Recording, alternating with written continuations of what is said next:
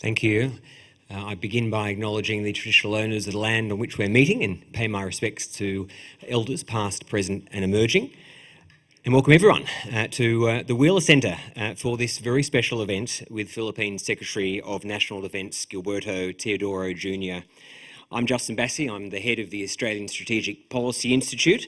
I'm biased, I know, but the region's leading defence and security think tank, which is why it is a pleasure for ASPI to host what should be an excellent discussion on defence and how national security and regional affairs can have global impact. And of course, we're here on Remembrance Day. So I'd like to take this opportunity to recognise all of the men and women who have shown great courage in the face of great danger, and remember all those who have sacrificed so much so that we can live in freedom. Unfortunately, despite all those generations who have shown such courage to fight for our freedoms, that fight is a never-ending process. And nowhere is that more relevant than the Philippines right now, who have not only been standing up for their own sovereignty, but for all of us in the region, which is why the Philippines deserves all of our support and solidarity. So it is my great pleasure to welcome Defence Secretary Teodoro. Gilberto Teodoro is the Philippines Secretary of the Department of National Defence. He is the Principal Assistant and Advisor to the President on Defence matters, and he exercises overall authority, direction and control over the Department of National Defence officers and its bureaus. And he's very experienced in the role, having first served as Defence Secretary from 2007 to 2009. He's consistently pursued the strengthening of bilateral and multilateral security and defence cooperation, which of course is needed now more than ever. And prior to joining the Department of National Defence, Secretary Teodoro served as a member of the Philippines House of Representatives from 1998 to 2007. So he really is an esteemed guest whom we are so pleased to host here at ASPI's first, but certainly not last, Defence and Security session in Melbourne. Not much more from me, we want to get straight into it, so I will hand over to the Secretary and to ASPI Senior Analyst, Author and Defence Expert, Dr. Euan Graham, who will be leading this evening's conversation. I'm really very certain that you'll enjoy the conversation, and I know that Euan will try to leave a few minutes for questions from the audience, so as you're listening, think about those questions, have them ready, but for now, over to Secretary Teodoro and Euan. Thanks very much.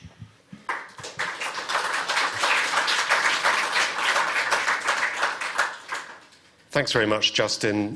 Good evening, ladies and gentlemen. Secretary Teodoro, it's a great pleasure to welcome you here, as Justin said, to our first event down here in Melbourne, but very much with our eyes on Southeast Asia and the bigger picture with you here today.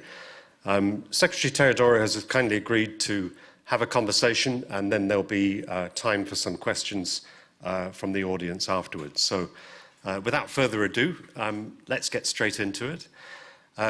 This is actually your second time in the job as Secretary of Defence. With that in mind, I just wondered if you'd care to share with us your impressions coming back, how they differed from when you were back in the job under President Arroyo more than a decade ago. What were the differences that you noticed? A lot has happened internally in the Philippines, the Duterte administration domestically, and of course the external security situation has developed a great deal since then. How has that influenced your thinking this time round about your priorities for the job? Yes. Thank you, Euan. Thank you, Justin, for the kind introduction and a meaningful Remembrance Day to each and every one. During the time of President Arroyo, the greatest threat being faced by the Department of National Defense at that time was internal security.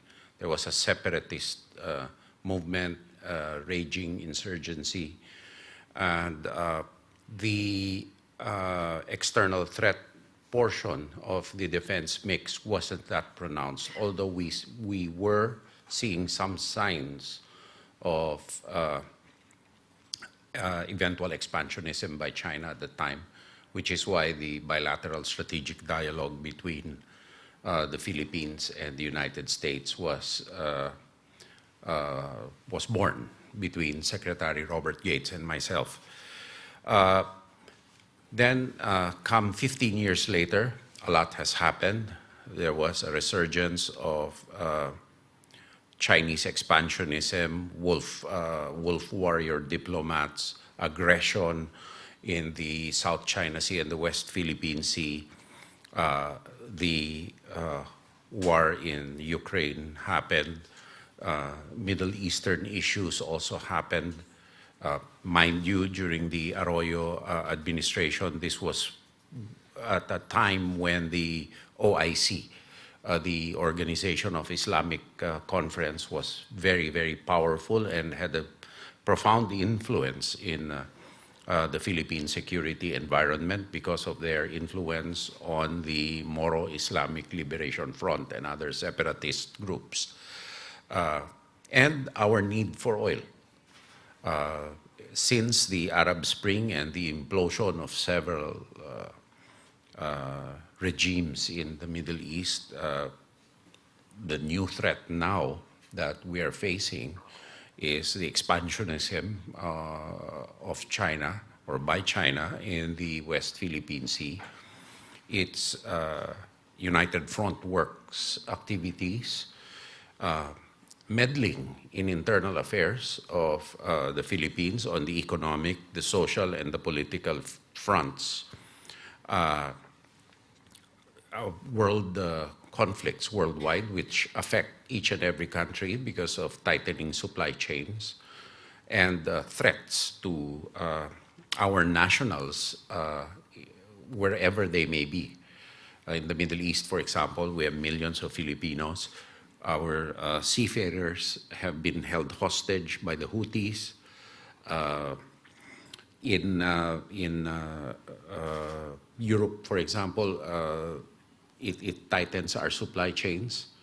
And here in the Indo-Pacific, we know the threat, it's China. It is the greatest threat to regional peace and stability because of its illegal activities under a false narrative of a 10-dash line, simply put. Let's relate that set of challenges specifically to the armed forces of the Philippines and its ongoing modernization. Yes.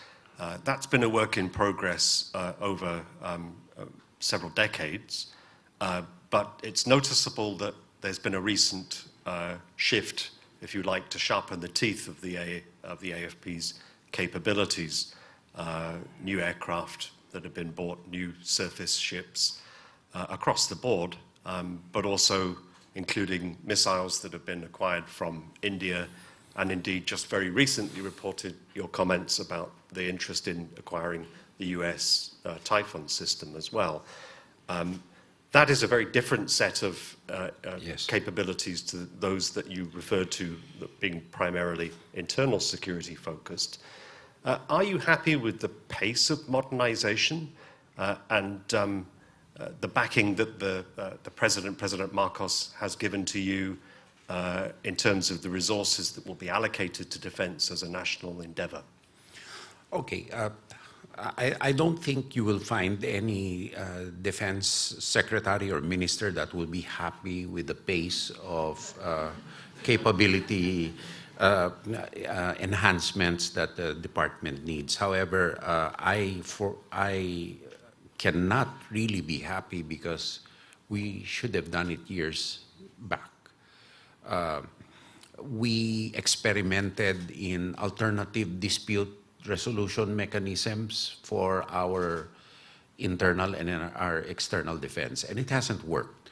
I mean, fine if you have international structures that seek to maintain peace and stability, but you will always have rogues. You will always have people who will not follow norms that are laid down. And normally, these people had massive governments and massive resources and with the ability to influence change, to change the international order to their own way of viewing things or controlling things. That being said, our transition to external defense has brought on a lot of challenges. And coming from the private sector, I looked at first the systems in place. And that is from a department level, firstly in the structure of your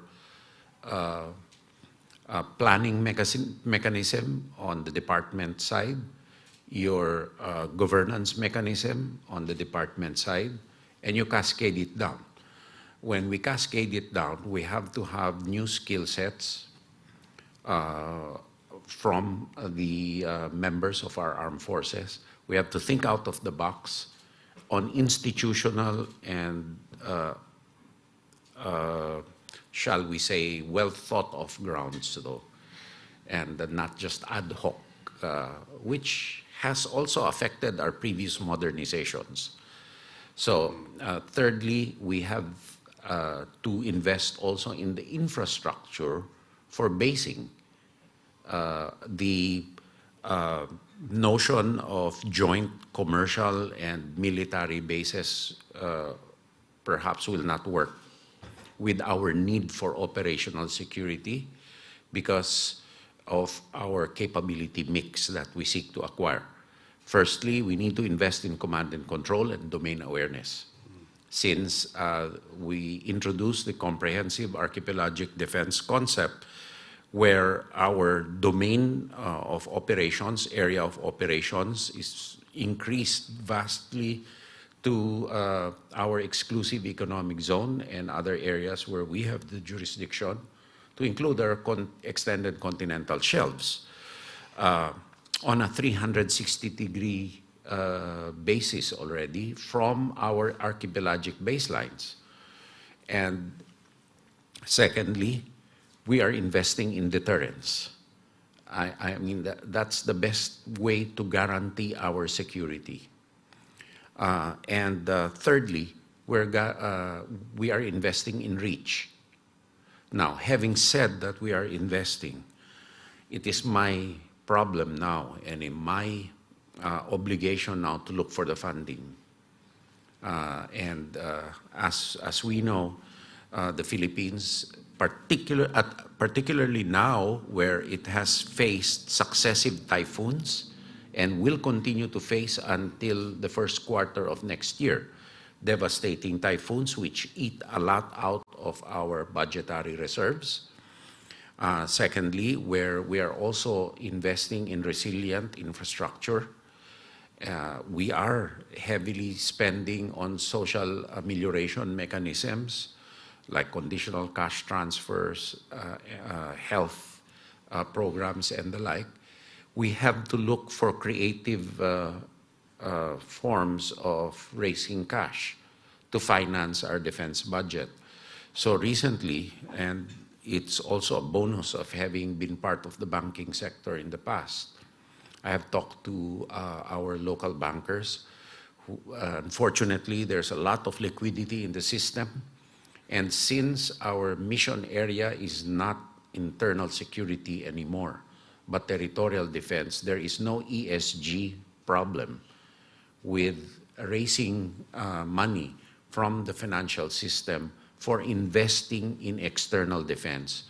Because the main mission area right now is upholding of international law norms, in UNCLOS in particular, and with the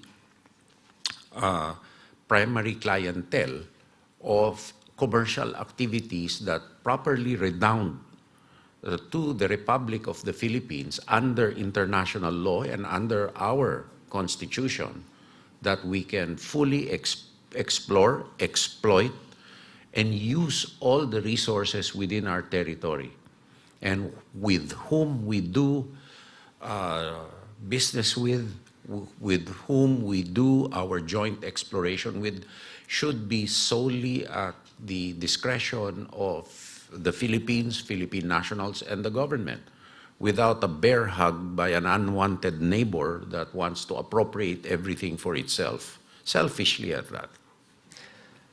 I think much of what you have said will resonate with an Australian audience, despite the differences in strategic circumstances. One of the things we have in common, of course, is a common ally, the United States.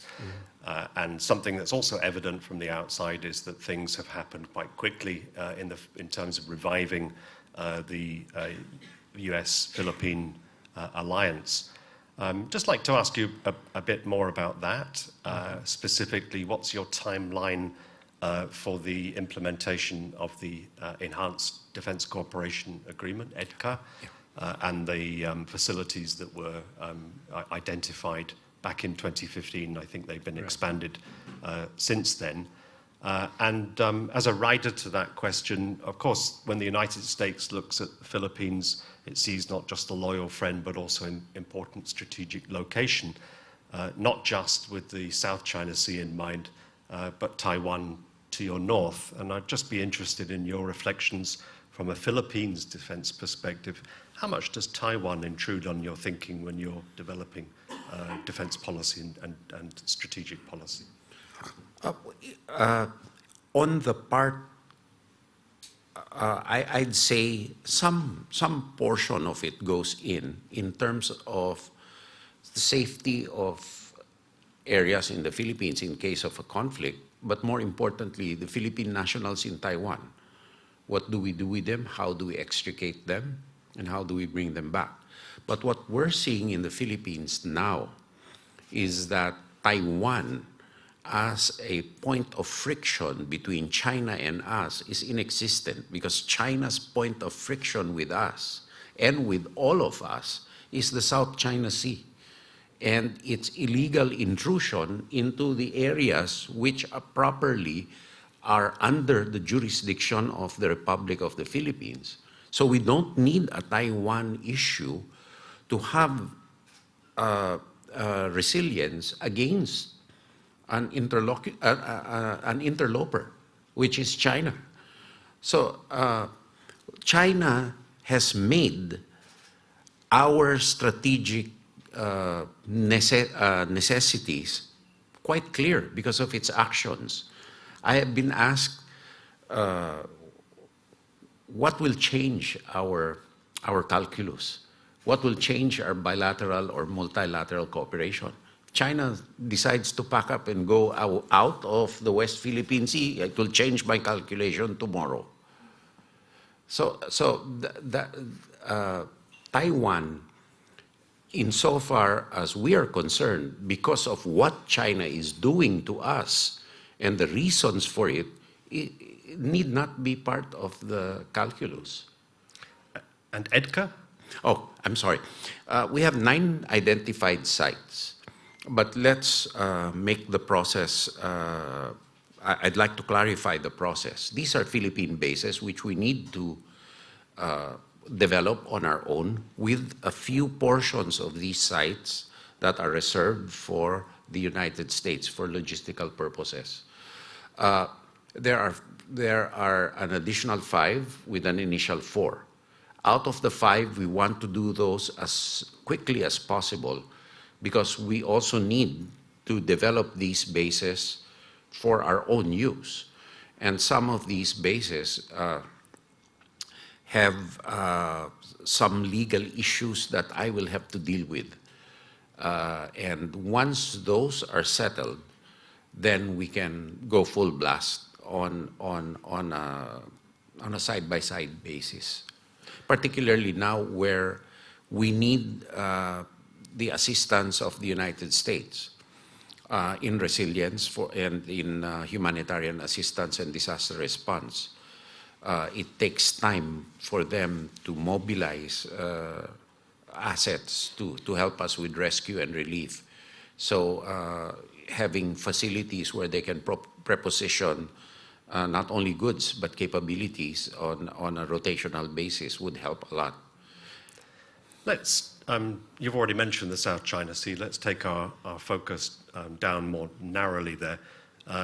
The situation at the Second Thomas Shoal got a lot of attention. I think a lot of Australians were also aware of the tensions that were flaring there, including physical harassment of resupply missions, including armed forces personnel, which is obviously a grave situation in its own right, added to the fact that the United States has a treaty obligation to the Philippines. So that was being watched very closely. It seems that the tensions have somewhat abated, and we assume that's in part because of the bilateral agreement that the Philippines reached with China specific to the conditions around Second Thomas Shoal. Can you assure us that the agreement that was reached did not compromise sovereignty at the expense of safety? And does it lay the foundation for a continuing presence of the Philippines military at Second Thomas Shoal into the future? Okay, let me answer the second portion first. I think the President has made it clear that our presence in Second Thomas Shoal is it's immutable insofar as we're concerned. We have a right to be there, and no agreement can fritter away our right to be there. The arrangement made with China was a Department of Foreign Affairs arrangement, which I wasn't actually. I have not seen the agreement, and we work with the Department of Foreign Affairs to carry that out. But then again, having said that there is a bit of an abatement of friction, of tension in Second Thomas Shoal, there is tension in other areas like the Scarborough Shoal, and some areas like in Escoda, what do you call it? Sabina Shoal. So I mean, China's just having a modus vivendi perhaps on one area, and so then again, I'm really my job really is whether or not there is some sort of an abatement or an easing of friction. My job is to deter further incursions by China, and my job right now is to build up the defense establishment as quickly as possible. That's on solid foundational grounds, and not on an ad hoc basis. That's clear. You mentioned Sabina Shoal. Another way in which the Philippines, I think, has got a lot of attention is on the so-called transparency campaign that has been followed in the South China Sea to raise awareness, name and shame, if you like, China's activities, coercive and aggressive as they are. That, to my understanding, has been mainly associated with the Philippine Coast Guard. Where does it feature in defense priorities, if at all? And could you say, given that the President has recently initiated more coordinating mechanisms on the maritime side, how is that bedding in? Are you finding that the concerted approach between different arms of the Philippines government is coming together in the South China Sea in a positive way? I believe so. I believe so. Under the stewardship of the Executive Secretary in the National Maritime Council, there is really a primus inter pares, the Executive Secretary being the highest in the cabinet, stewarding a coordinated approach towards the West Philippine Sea area. Now, the Transparency Initiative was merely an initiative out of a principle which we hold high. It's really transparency, because what we are doing in the West Philippine Sea and what gains us support from the world community is the adhering to international law standards and norms. And once we veer away from transparency, good governance, upholding of generally accepted principles of international law, the UN Charter, and try to unilaterally do things which are contrary to the letter and the spirit of these laws, then we lose. We lose credibility in the world. We will not gain the support that we have been getting from the world, because then we will be as credible as China is. which you have your opinions on how credible they are, and I have mine. Let's take our focus up to Southeast Asia. You mentioned the fact that the Philippines has received international support. I think that's certainly true from Australia, from Japan, yes, from the other US, from the United States and the other allies. As an observer, it's less clear, frankly, from ASEAN that the Philippines has received the kind of diplomatic and other forms of support to which it might feel entitled in its hour of need from its fellow members. So could I just ask you candidly, is that a fair assessment? How do you propose to, at an individual, bilateral or trilateral, however you want to cut the cake level, with your fellow ASEAN members, with a particular focus perhaps on Vietnam because of the similarity of its maritime situation, and Indonesia because it has a new president, and Indonesia sets, I think, the pathway for much of what is done within ASEAN? Yes, I think that's a fair statement to make, because it is what it is. There has been no ASEAN position on Chinese aggression in the South China Sea, and several of us have been victims of this already. Vietnam, Indonesia, and Malaysia recently, if what appears in the media is true about these diplomatic notes and the challenges of the Chinese Coast Guard. So I think I will just quote our president in the ASEAN summit, where he stated that we cannot close our eyes to what is happening in the South China Sea. So in conversations with my counterparts, I feel on the defense side there is some consensus on those defense ministers I have talked to about some ASEAN position of working together towards an ASEAN position on the West Philippine Sea. I think the focus now is on the code of conduct. My own view is that we should continue to talk about it. Our diplomats should, but on what basis, that I need to see. Because for me, simply put, will a code of conduct mean a status quo? And if it's a status quo that is a condition precedent to that, then China has already an unfair advantage insofar as we are concerned. Even though it steps back halfway of its incursion into the EEZ of the Philippines, then they're still at the winning edge. So, and will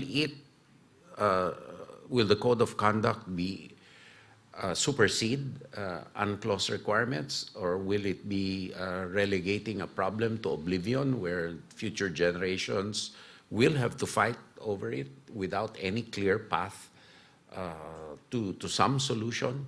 Will it be a continuation of discussions and consultations, that favorite word of Chinese diplomats, which means relegate it into into oblivion, rather than a settlement or a negotiation? I think it's extremely irresponsible, and it shows a disregard of international order and a disregard of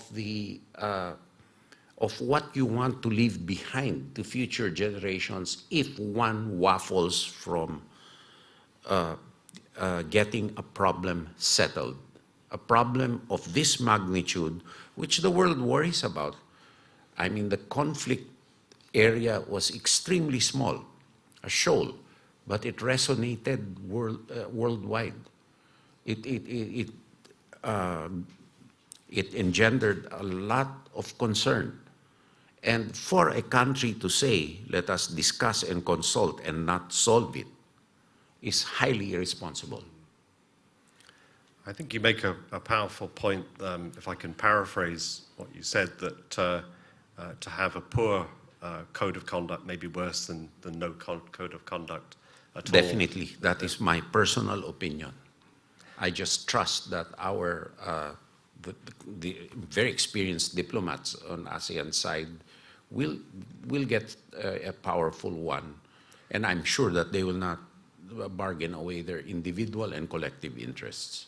And it's, I think, relevant in that concept that the Philippines has its turn at the chair not too far away. In fact, after Malaysia, which was the year designated supposedly for the agreement of a code of conduct. So that's one that I think foreign affairs as well as defence will be keenly watching. This is your first visit to Australia, so it would obviously be misplaced not to think about the bilateral relationship and the Philippines' defence cooperation with Australia. Perhaps we can turn to that now. What are your thoughts for Australia's role in the South China Sea? How can Australia assist the Philippines in these other tasks that we've talked about in armed forces modernization terms? Is there anything that we're not doing at the moment that you think we should do, or things that we could do more? Well, I think that Australia plays a vital role in maintaining peace and stability in the Indo-Pacific. And if we consider the South China Sea as the aorta of the Indo-Pacific, then Australia, in concert with other like-minded countries, has a vital role to play in upholding the freedom of navigation, adherence to international law of all parties in that vital aorta, that vital artery of the Indo-Pacific. Likewise, like the Philippines, Australia straddles both the South China Sea side and the Pacific side, of which we all have an interest in maintaining peace and stability, because we know that China is trying to extend its reach and its influence in a very realistic manner in the Pacific, which also, it worries us too. Then, that being said, I think Australia's contribution to minilateral institutions that seek to and maintain peace and stability are very significant, like the Squad. And we hope that the Squad evolves into something that is more meaningful, more powerful. And as a matter of fact, we have agreed to inaugurate the coordinating center in Manila soon. Could you perhaps explain the composition of the Squad for the benefit? Squad is composed of the United States, the Philippines, Australia, and Japan. This is an agreement of 4 defense establishments to work together in maintaining regional peace and stability. And we've had 2 meetings so far, and we've agreed on a lot of minilateral activities.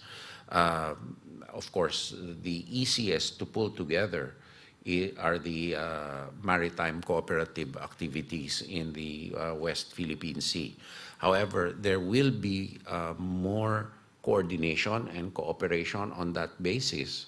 And with Australia, we are in a closer position because of the fact that we have a status of visiting forces agreement, which we are very thankful for, and we also thank Australia for hosting a lot of multilateral exercises like Pitch Black, which we joined, and we will continue to join. Now, there is momentum on the cooperation minilaterally between Australia, the Philippines, the United States, Japan, and of course, synergy between South Korea, Singapore, and New Zealand, of course, Canada, which the Philippines seeks to have a visiting forces agreement soon, and New Zealand too, on this side of the world. So I feel that with Australian leadership, other important participants who are similarly situated and who may be similarly situated can join together. I mean, this was born perhaps out of necessity, as I said, because of China's actions. However, it should be institutionalized because these actions of China were born out of autocracy. And these are the outliers that an ideal world order fails to capture or fails to envision. But we need to react and be very realistic in managing by deterring these kinds of, we cannot interfere in the internal systems of these countries. So we have to accept the fact that people with strong ambitions which may violate our rights as countries will crop up. And the way that the responsible way of dealing with these kinds of situations is to steel up ourselves individually and collectively in order to protect our citizens from the ravages that may be wrought by the ambitions or desires of these people. I think that's but responsible, and that's what's required of us as democratically elected, as parts of democratically elected administrations who are responsible, who are transparent, and who have a role to play in the values that we cherish. It's a persuasive message, and it's one that I'm sure you will take on your travels to Canberra tomorrow, and I hope you get a receptive audience there, Mr. Secretary. You've given us so much to think about already. I think the room, as far as I can take the audience temperature, we are truly warmed up, and I don't want to deny your opportunity to ask questions. So with your permission, we'll now move to the question and answer component of our discussion. Could you please raise your hand or otherwise indicate if you would like to ask a question? Identify who you are. Please keep it to one question only and keep it as brief, and follow the Secretary's bold example of being concise. I saw the gentleman with the red tie next to Rowan. Oh, Mike. Yeah, okay, my colleague, Mike Coppage. Hi, Mike Coppage. I'm a lead ASPI's Climate and Security Policy Center. You mentioned that disaster response and resilience is expensive but important, particularly after typhoons, which look set to worsen under climate change, along with sea level rise. We know that building resilience to climate needs many partners given the costs involved. I'm curious what argument you'd make to the incoming US administration about the importance of maintaining investments in this space for the region's security. Well, I believe that even in the United States, I think with the recent hurricanes in the East Coast that ravaged the state of Florida itself, I think the need to invest in resilience and to co-partner with other nations in investing in resilience is obvious. However, leadership in this area by those who can afford, I don't want to pull the trump card of moral responsibility, but I will. On behalf of my country, because we are a net carbon emitter, net zero carbon emitter, whether or not we have clean air in our country will still be ravaged because of China and India spewing out everything. And so what we need to invest in really is first in response, and secondly in habitability and safety of habitation. Thirdly, of course, to make the Philippines more competitive, and this can be a measure of partnership between like-minded nations. It's on connectivity and infrastructure, resilient infrastructure. A lot of the roads, for example, in the Philippines, which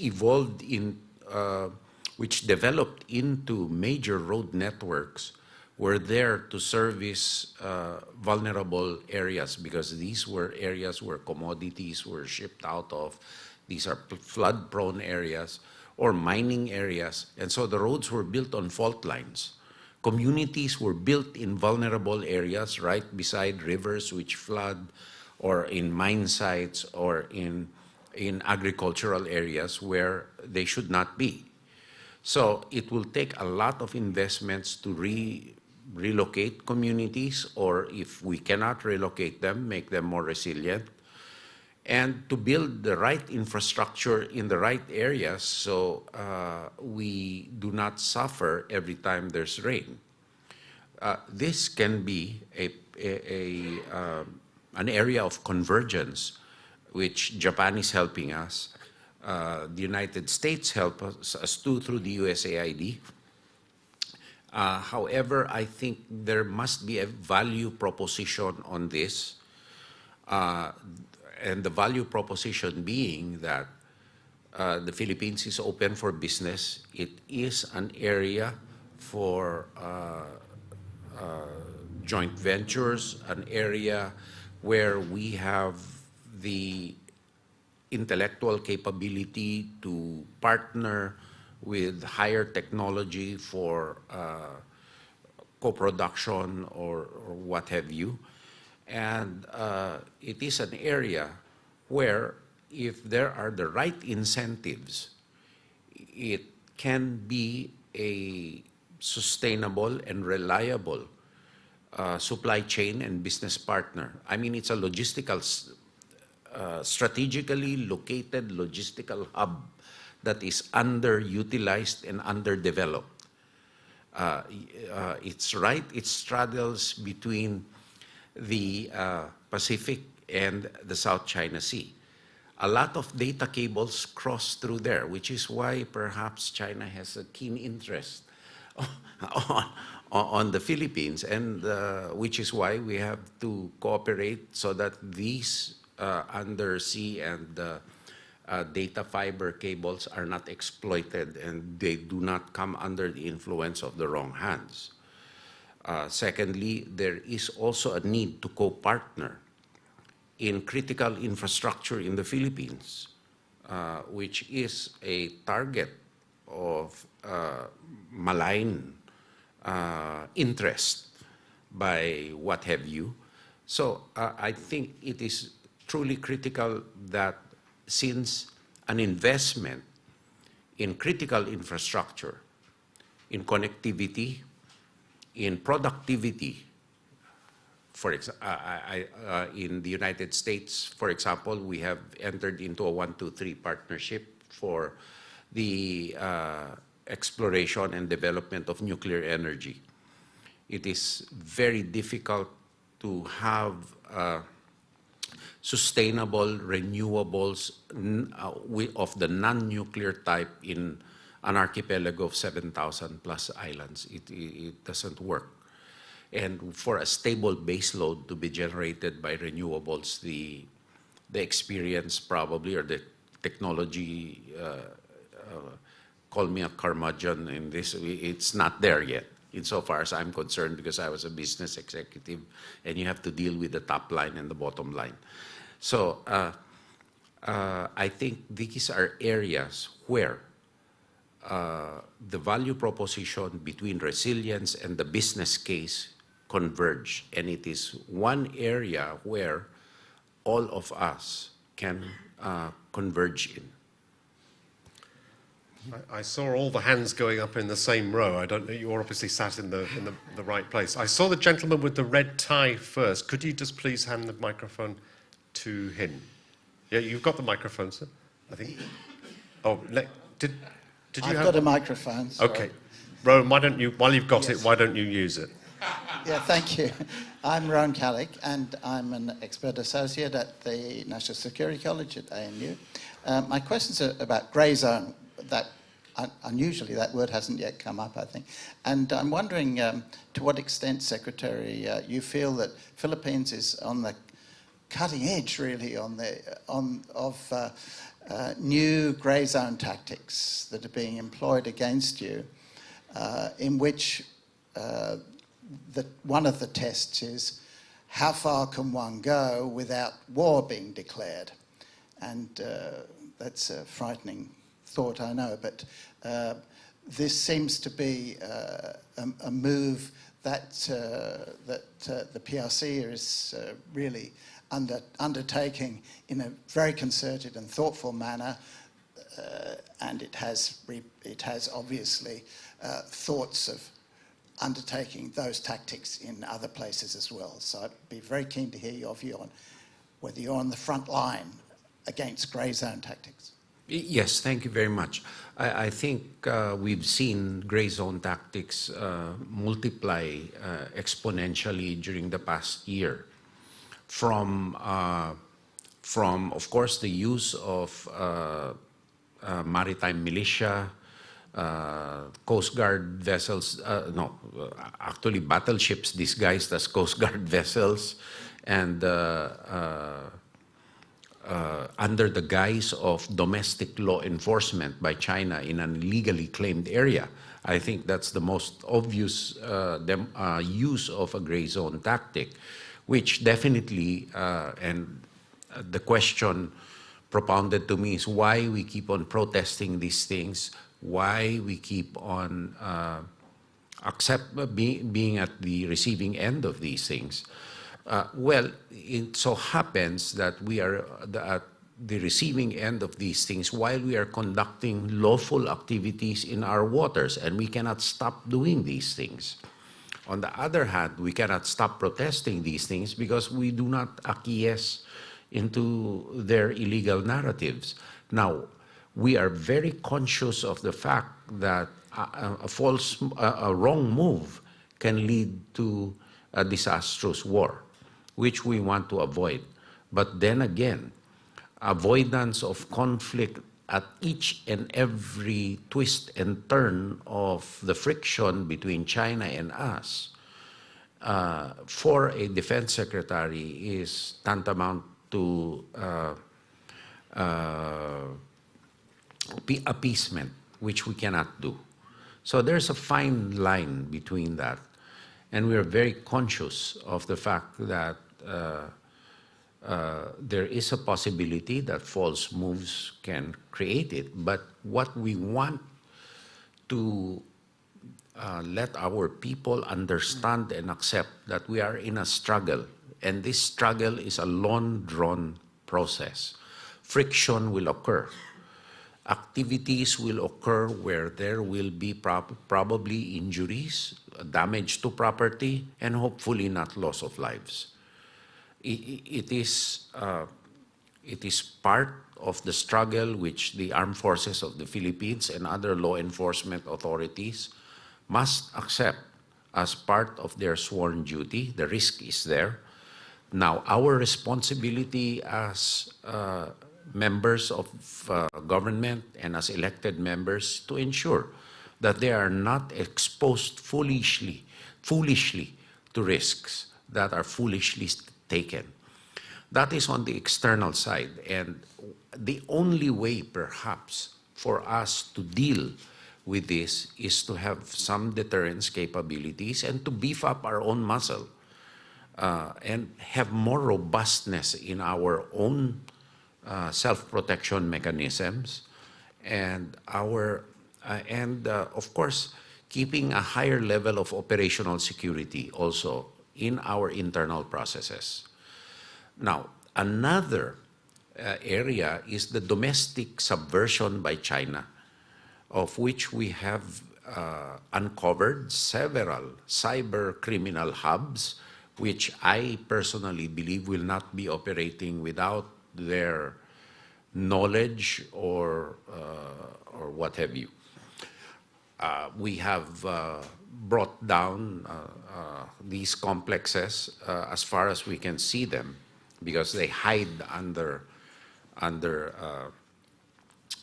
several disguises, like real estate firms, law firms, legitimate BPO firms. And these criminal syndicate hubs were engaged in illegal gambling, drugs, money laundering, kidnapping, corruption of public officials. And these activities weaken the economic and the political and the social fabric of the Philippines. For example, one which we raided lately, it was an induction furnace.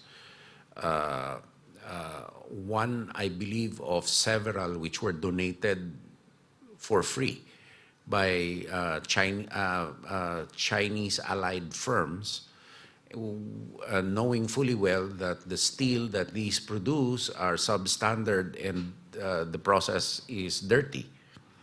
And this phenomenon of several of these donated was the biggest stumbling block to a steel industry, a bona fide steel industry being formed in the Philippines, which also affects our defense modernization, particularly a joint venture which we have in Australia, because we need steel hulls for our vessels. So we also are uncovering, it's hard to do because of very liberal immigration policies and laws, people having false citizenships, and then they buy real estate, strategically located real estate, or they get married to a local, and the rest is, history insofar as they're concerned. So it is a multi-pronged attack by identified United Front Works members in our media, troll farms, smearing reputations of those that are vocal against China, and spreading, for example, the mindset that if we develop our own armed forces, we have deterrence capabilities, we become an inviting target for a first strike by China.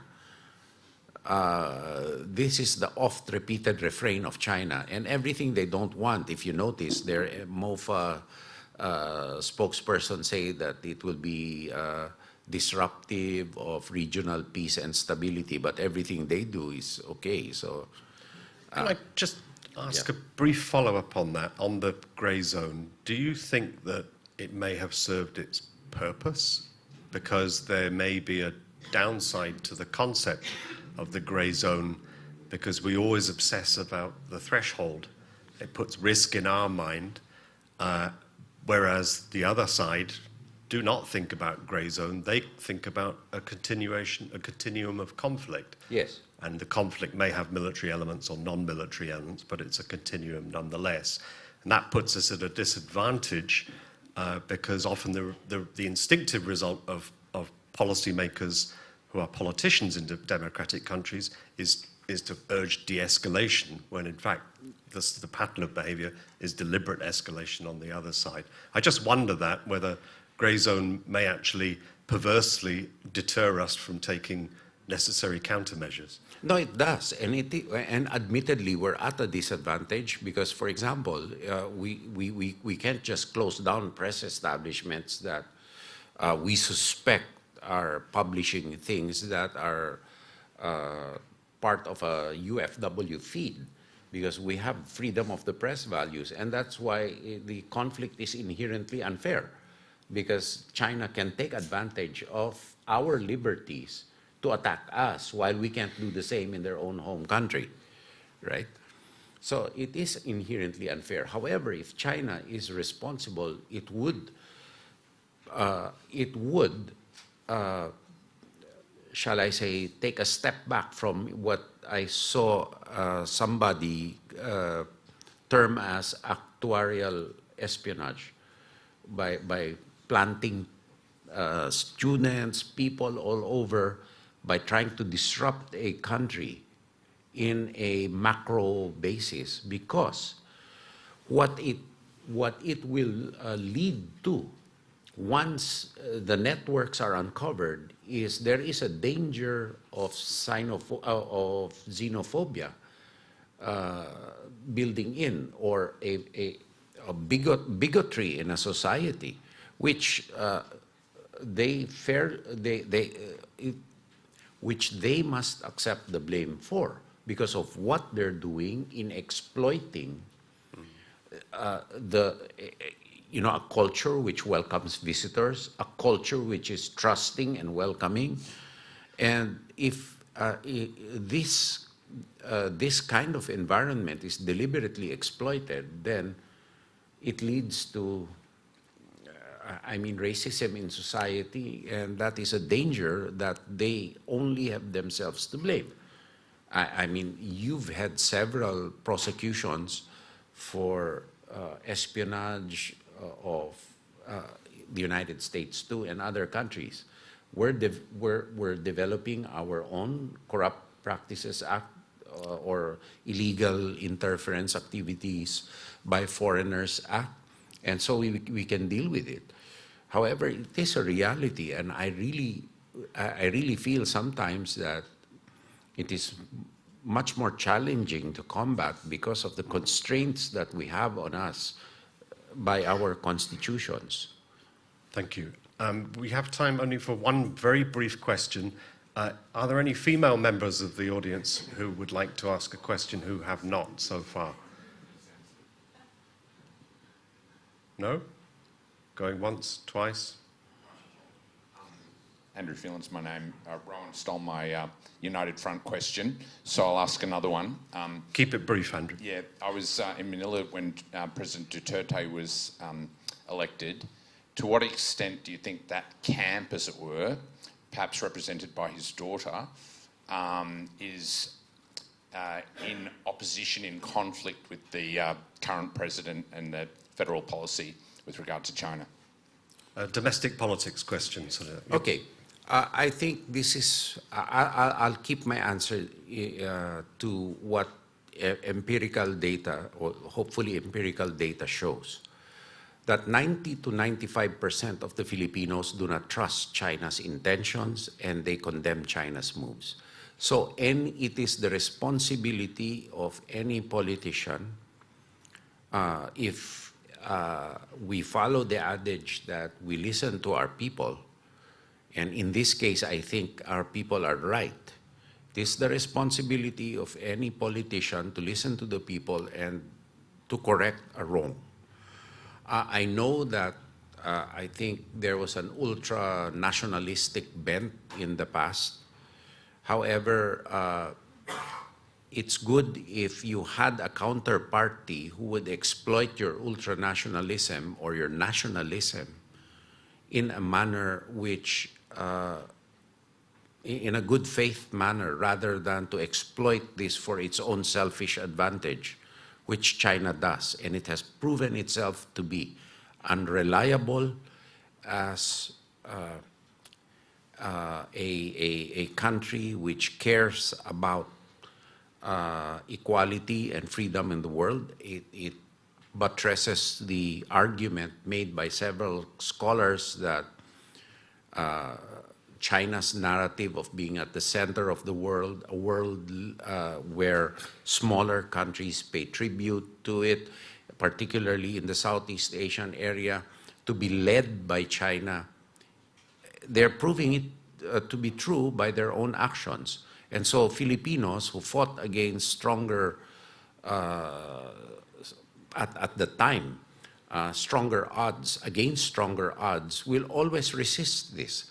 There will be some who will be co-opted, but I do not think that these are in the majority, as our people with their opinions show.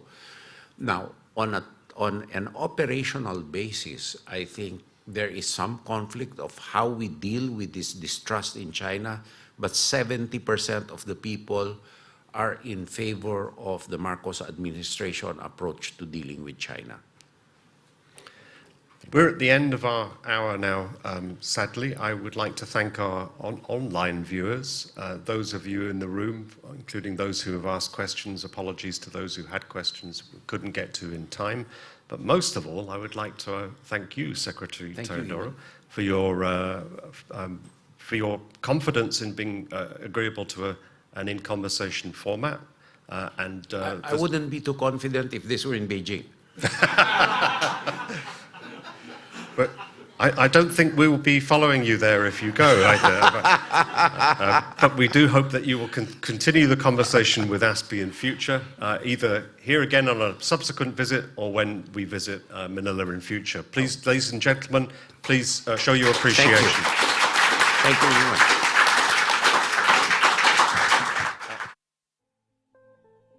Sorry, for those of you in the room, there will be drinks and canapes. Please join us, including Secretary Teodoro, if you have a few minutes, and make your way next door. Thank you.